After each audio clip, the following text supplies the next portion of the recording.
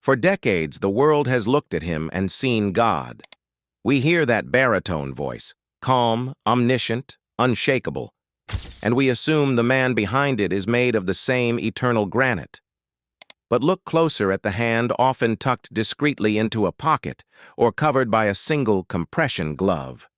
Behind the blinding neon of his legendary status lies a paralyzed limb, a constant, agonizing reminder of a near-death tragedy that almost silenced the voice of a generation.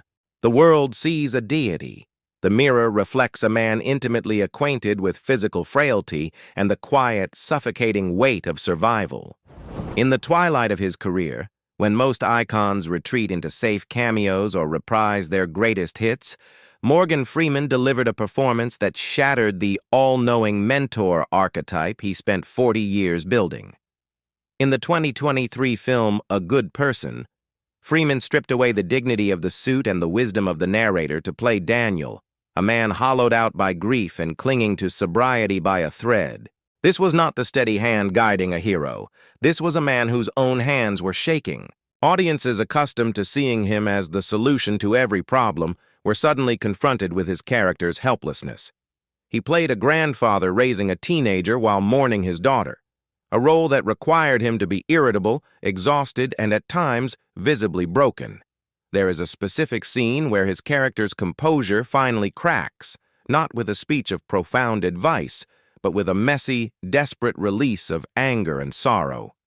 It surprised the public because it felt dangerously real.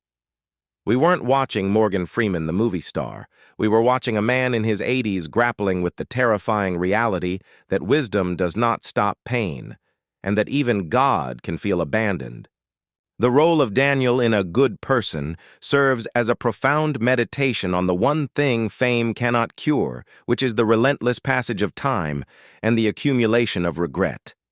For decades, audiences have projected a fantasy onto Freeman, believing that if we could just hear his voice, everything would be all right. In this film, he weaponized that expectation against us.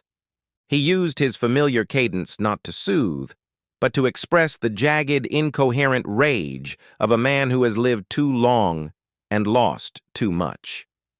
This performance resonates so deeply because it strips away the Hollywood veneer of the graceful elder. In reality, aging is not always about dispensing advice from a park bench. Often, it is about physical pain, the frustration of a body that no longer obeys, and the terrifying loneliness of a quiet house.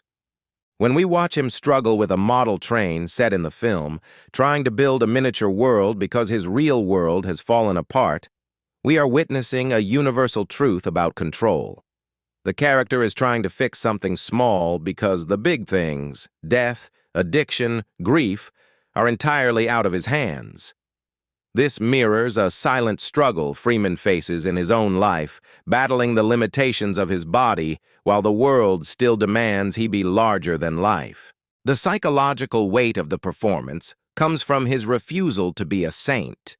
He allows the character to be petty, to be wrong, and to be weak. By dismantling his own mythos, Freeman offered the audience a different kind of comfort. He showed us that dignity isn't about being unbreakable, it is about enduring the break. The resonance of this role lies in its silence. For a man famous for his voice, the most powerful moments in the film occur when he says nothing at all, letting the lines on his face and the stoop of his shoulders tell the story of a lifetime of burdens. It serves as a reminder that behind the celebrity is a human being subject to the same decay and heartache as the rest of us, making the connection between the viewer and the actor intimately, painfully real. The vulnerability Freeman displayed in his later years was not just acting. It was born from a terrifying moment when the screen faded to black and the invincible narrator almost met his end. In August of 2008, on a dark, winding highway in the Mississippi Delta, the illusion of safety was violently shattered. Freeman was driving his Nissan Maxima near his home in Ruleville when the vehicle left the road. The physics of the crash were brutal and unforgiving. The car did not just slide, it flipped, rolling over multiple times before landing in a crushed heap in a ditch. In those chaotic seconds, the silence of the rural night was replaced by the deafening screech of tearing metal and shattering glass. This was not a movie set with stunt coordinators and safety nets. This was the raw, terrifying violence of a high-speed accident. When the dust settled, Freeman was trapped inside the twisted wreckage. Paramedics arrived to find a scene of devastation that usually signals a fatality. They had to use the jaws of life, hydraulic cutters tearing through the steel frame to extract the Hollywood icon from the tomb of his car. Despite the horror of the situation, Freeman remained conscious, even cracking a joke to the rescue workers to keep them calm. But the damage was catastrophic. His left hand and arm had been crushed, nerves severed, and bones shattered. The pain was immediate and blinding, a stark contrast to the numbness of shock. He was airlifted to a hospital in Memphis, hovering between life and death, his career as an actor suddenly secondary to the primal struggle to simply survive. The man who had played God was suddenly entirely at the mercy of fate, lying on a stretcher under the harsh lights of an emergency room, realizing just how fragile the vessel of the human body truly is. The physical wounds from the crash in Mississippi began to knit together, but the reality of the aftermath was far more permanent than the headlines suggested. Doctors performed 4 hours of surgery to repair the extensive nerve damage in his arm and hand, but medicine has its limits. Freeman emerged from the hospital not fully restored, but permanently altered. The left hand that had once gestured with such command in films was now paralyzed, the nerves severed beyond repair. He developed fibromyalgia in the limb, a condition characterized by constant, excruciating pain that shoots up the arm like a phantom fire. The compression glove he is often seen wearing at awards, shows, and public appearances is not a stylistic choice or an affectation of eccentricity. It is a medical necessity, designed to keep the blood from pooling in a hand that can no longer squeeze itself into a fist. This physical devastation forced a profound humility upon a man the world treated as a deity. For years, Freeman had been an avid pilot, finding solace in the solitary freedom of the clouds, and a sailor who braved the open ocean alone. The accident stripped these passions away. He could no longer pilot his jets solo. He could no longer manage the rigging of a sailboat with one good hand. The universe, which he had narrated with such authority, had suddenly shrunk.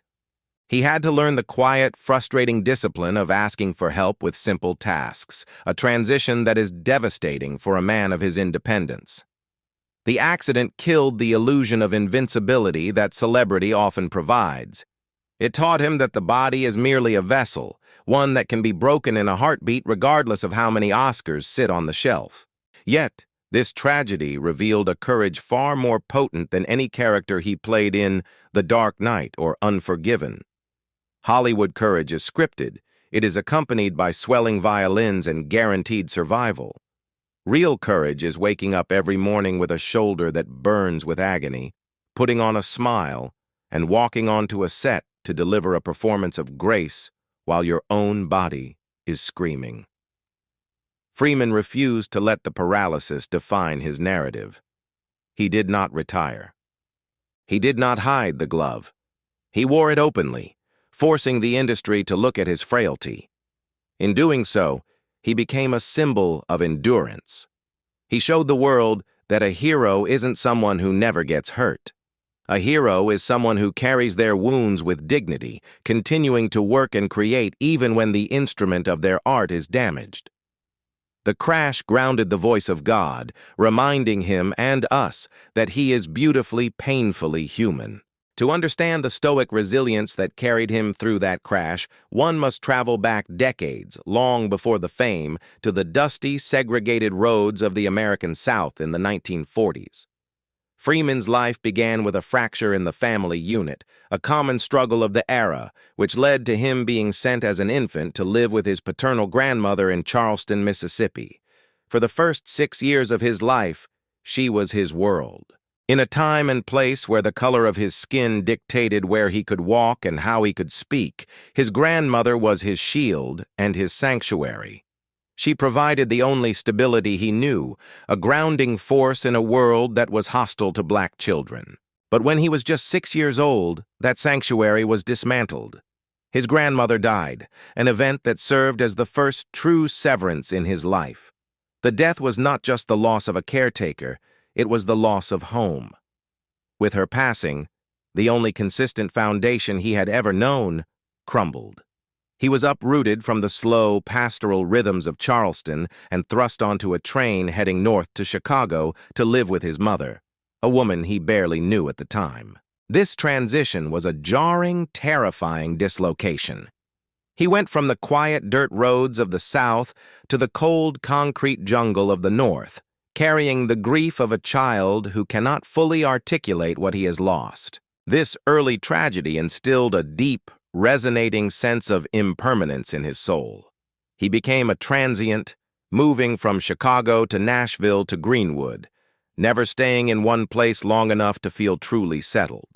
This constant movement, born from the void left by his grandmother, turned him into a watcher. When you are always the new kid, always the outsider, you learn to observe human behavior to survive. You learn to read rooms, to listen to the cadence of voices, to hide your own pain behind a mask of calm observation.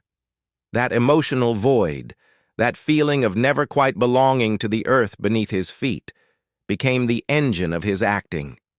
He learned to create homes within characters because he had lost the one true home of his childhood. The stillness we see in his performances today is not just relaxation. It is the learned survival mechanism of a boy who realized early on that the people you love can leave, and the world can change in an instant. The narrative of Morgan Freeman usually begins with his success, but this glosses over a staggering, painful truth. He did not become a household name until he was 50 years old. For nearly 3 decades, Freeman wandered the desolate wilderness of the starving artist, a period defined not by glamour, but by a grinding, humiliating poverty that nearly broke his spirit. He arrived in Los Angeles in 1959 with little more than ambition and a few dollars, finding work not on stage, but as a transcript clerk, typing away the hours while his dreams gathered dust.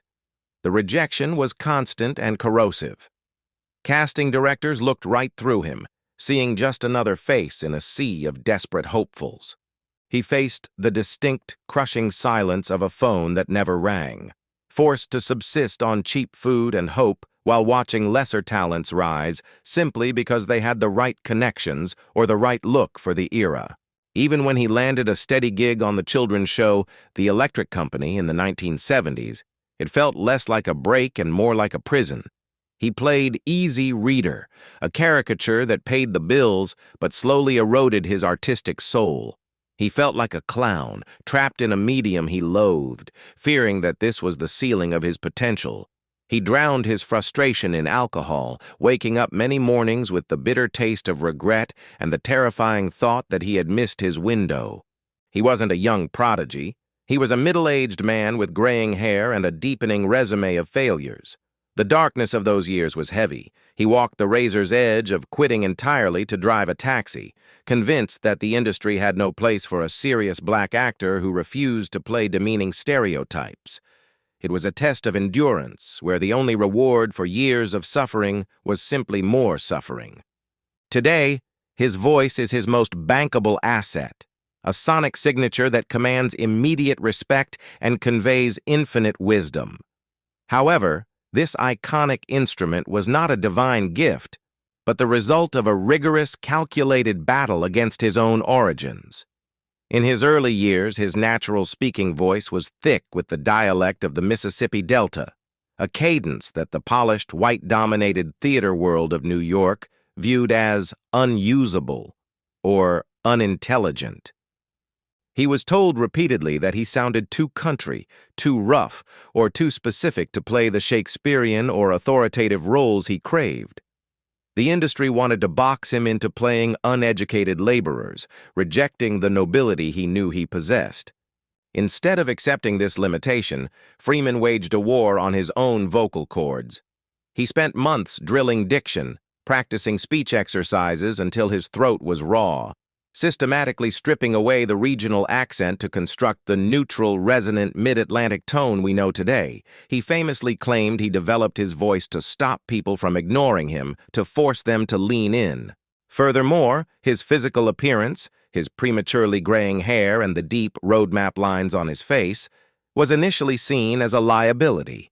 Agents told him he looked too old before he ever got the chance to be young. Yet, he refused to dye his hair or smooth his features.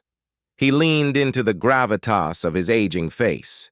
He took the very trait the industry rejected, his apparent weariness, and transformed it into his superpower.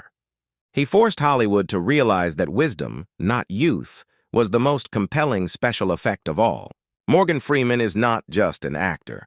He is a testament to the power of endurance. He survived the heartbreaking loss of his childhood home, the crushing anonymity of a 30-year struggle for recognition, and a catastrophic accident that nearly claimed his life. Through it all, he remained undeniably himself. He took the scars of his past, the pain of his paralyzed hand, and the lines etched into his face, and offered them to us as proof of a life fully lived. He taught us that it is never too late to become who you are meant to be, and that true dignity is not found in perfection, but in the quiet courage to keep going when the lights go out. He is the voice of God, yes, but more importantly, he is the voice of a man who refused to be silenced by the world. If this deep dive into the resilient soul of Morgan Freeman resonated with you, please honor his legacy by hitting the like button. Share this video with someone who needs a reminder that their best years might still be ahead of them, and subscribe to the channel for more stories about the hidden struggles behind the legends we love. The legends we love. The legends we love.